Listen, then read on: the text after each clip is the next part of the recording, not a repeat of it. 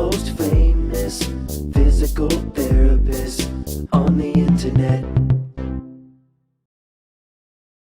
Hi folks, I'm Bob Schrupp, physical therapist. Brad Heineck, physical therapist. Together we are the most famous physical therapists on the internet. In our opinion, of course, Bob. Today we're going to show you how to self-mobilize your sacroiliac joint, also known as the SI joint. At home, you can stop pain in minutes.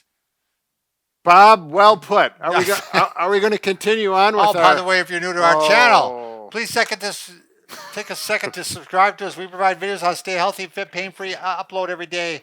Also, you want to grab the FITINDEX? Oh, yes. If you go to bobandbrad.com, we'll go to the giveaway section. We're always doing a giveaway contest. This week, we're giving away the FITINDEX vibrating massage ball. And it's pretty cool because it's like a miniature vibrating foam roller. Oh, yeah. But it doesn't just vibrate, it rotates according to the mic. So you can also find it on Facebook. If you go to the giveaway section, not the giveaway section, if you go to Facebook, it'll be pinned to the top of the page. Go to Instagram, Twitter, and TikTok if you want a 60-second version of our program. Let's get started, Brad. All right, Bob. Sacroiliac. You know, I remember hearing this when I was a youngster. My mom would talk about it. I don't think she knew what it was. I know she didn't. Everybody associates it with back. Right. So. And actually, it's associated with the hip and the sacrum. The sacroiliac joint, SI joint, is right here. It's the joint from the sacrum to the ilium, or the pelvis bone. Yeah, it's more associated with the pelvis, not the hip so much. Yeah, you're right. Yeah. You're exactly right. So right there. Now, there's one thing about pain from the SI joint. It can oftentimes be misdiagnosed or very confused with low back pain or from the hip, possibly. Yes. So that's why if you continue to watch this, it'll help. You'll be able to figure that out because we have our ways to explain this. That's right. So typical location of pain, people that come in and complain of SI joint pain is typically on one side, okay? Yeah. Typically not across. I say typically because these can be tricky. Yeah. Down the leg, referral down the leg, but usually not past the knee, okay? It can wrap around a little bit. Oftentimes it's provoked with weight-bearing activities. For example, I have an SI joint issue, and this morning I went running and I can feel irritated now a little bit. Because think about it, once he's pounding through that pelvis, right? And so like stairs, uneven ground. Yep. It can also be brought on by sitting uneven, Brad, too. Sure. Like if the pelvis, if you're one of those people that tend to sit like this all the time, sitting on that big fat wallet with thousands of dollars. That would do it. Another thing, if you step off a curb unexpectedly and you come down hard, that can push that SI joint out of place. Or if you have one leg that's longer than the other, which there is very you go. Typical. Yep. Very common with that also. Right. Jumping off the back of a pickup truck.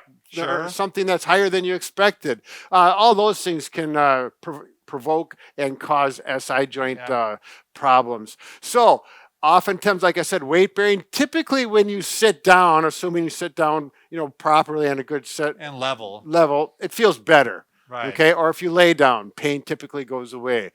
So how do we treat it? Okay, I've got 4 options. 2 of them work very consistently for me personally. I've had other ones work well with patients. So then first option is, Bob, you want to concur? Or yeah, I concur. Do you have the back pod here? That's a good point. Why don't you go ahead and start? I'll go find it. There you go. All right. Okay. I'll be back. Okay. We'll show some options. If there's a softball, we could show an option using that. First of all, laying down, let's say my right SI joint is suspect of being the culprit of the back pain and the hip pain and the leg pain. I'm going to take that right knee and bring it up like this, and then I'm going to pull. I'm going to let this leg down, though. I'm not going to let it come up. Keep it flat. And now I'm going to pull this knee this way. Now, at this point, like my SI joint is feeling better already. So, this is what I do. I do like this. And now the next thing is I put what we call muscle energy technique. This is a typical physical therapist term. I'm going to hold my knee very solid with my right arm, lock it in, and now I'm going to push my knee this way. And it's an isometric, basically. I'm pushing right now as hard as I can, and it feels better. And now I know it feels better. I know I'm doing the right stretch. I'm going to hold that for about 5 to 10 seconds. Give a little break. And you can just go like this if you want. Push. Now, would you agree, Brad, that that might make it worse, and it might feel better to do it on the other side? That's right. If you Yeah. do it here like mine, it clearly feels better. I know I'm doing the right thing. But if it hurts, makes it worse, then you go to the other side. And try it. Even Right. if your pain's on the other side, Yep. try both ways. Right. So let symptoms be your guide. It should make it feel better. If it doesn't, makes it worse, you stop. Don't go with the no pain, no gain rule. Right. It's That's- not going to get you better. The next one is simply slide.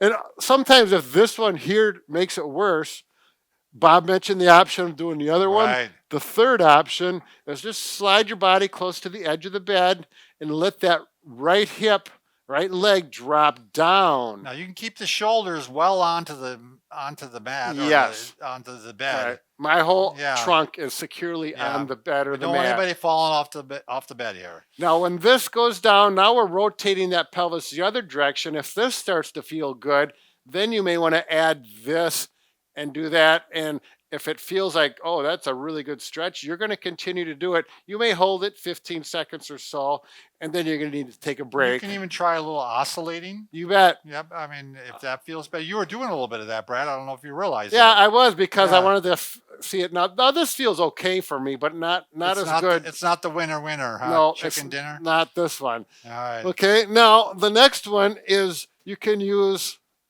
The back pod. the back pod. All right. Now, if you don't happen to have a back pod, because you probably don't, if you, you could try a tennis ball, or you could use a baseball or a softball, but they're a little bit, tennis ball is a little bit small. A softball can be a little aggressive. This has got a soft rubber coating, and then it's firm underneath like that, and it pops right in The nicely. tennis ball works if you put like a towel over it. Yeah. A thicker towel. Or But- well, tennis ball's a little softer. But I would think like a softball might need a Sure. towel. Why don't you Sure. throw me a tennis ball, Bob? Sure, There's I one will right do over that. there. Because a lot of people won't have this. Well, see, what I'm trying to say, Brad, is by when you put the towel over like this, it makes it a little thicker and makes it a little more, Right, more right. density. Yeah, It whatever. doesn't make it softer. Whatever you're using, if it's too aggressive, it feels like it's too hard, or then cushion it with a towel. So you're gonna Where'd you get this tiger call? Yeah, I don't don't you know. have any regular towels? Leopard. Leopard. Sorry, not tiger. Tiger stripes. I hope your Yeah. your wife wearing that or something. What are you talking about? Okay, I'll go back to the series. So we're going to put that right Now, this on would that probably be on SI the joint. floor, right, Brad? Yeah, you're not going to do this on the bed. You're Yeah. going to do it on maybe a carpeted floor is the best. But I'm not going to climb down there for that because you can get the adjust. Now, when I do this, I'm going to take this out because I always use the back pod at home because it really works better. And then So you're putting it right. I put it not on the sacrum, not not- on the joint, but just to the side. But you're going to put it wherever it feels good. Okay. So that, again, same rule. Now I'm rolling all of my body weight. Well, not all of it. My trunk is supported by my shoulders and my feet here on the ground. So I can very easily adjust how much pressure by letting my butt down onto that. And you're going to know you're only going to do this if it clearly feels better. If it hurts, you stop. That's the red flag, the red light, stop, and go to the next option. With me, it typically feels real good. And what I'll do is I'll go like this on there, and I'll do a double knees to chest, and that all feels good.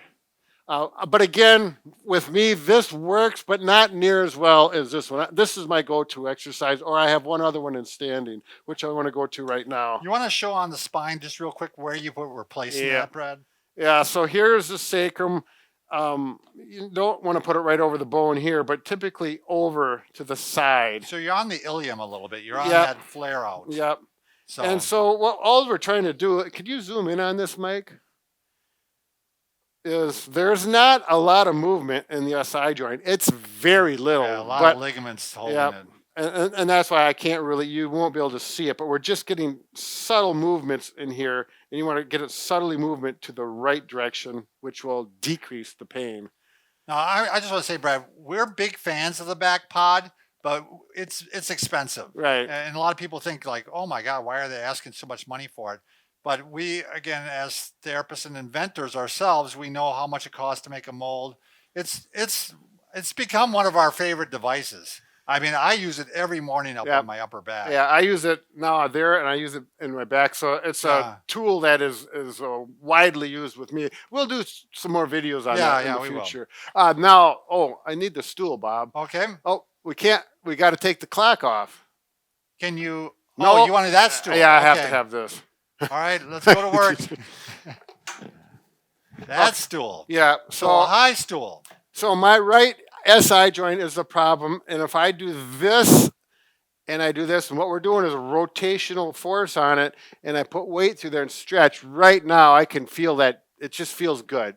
It clearly feels like a good And stretch. once again, it's possible that even though you have the pain in the right, it might feel better if you put the left leg up. Yep. It's depending on which Yep. way you're trying to rotate the pelvis. Now, this feels like a nice stretch, but it doesn't relieve that pain that I was getting. So I'm still going to do this leg, but on this one, I'll do it. And actually, if I really drop into it, it just feels better and better the more pressure I put on it. And I'll do that for, 5 to 10 seconds, 2 to 3 How reps. much carryover do you have from that? I mean, like, does it feel better for an hour? Or does it feel better? No, it's good. It's for the day, kind of. Like Yep. it helps. Yeah, It or does, I can okay. do it. Again, I don't have a severe case. I can just Sure. tell it's lurking. It's right on the edge. So I'll there. do these for maintenance, and I can manage it very, Gotcha. very nicely. All right. Remember, Brad and I can fix just about anything. Except for, A broken heart. yeah, We're I working just on- had a friend that had a heart attack, and you know what they use? They use stents. Yeah, and we're good. I don't know. Maybe we should All right. consider that. We'll look into that as an option. Thanks for watching.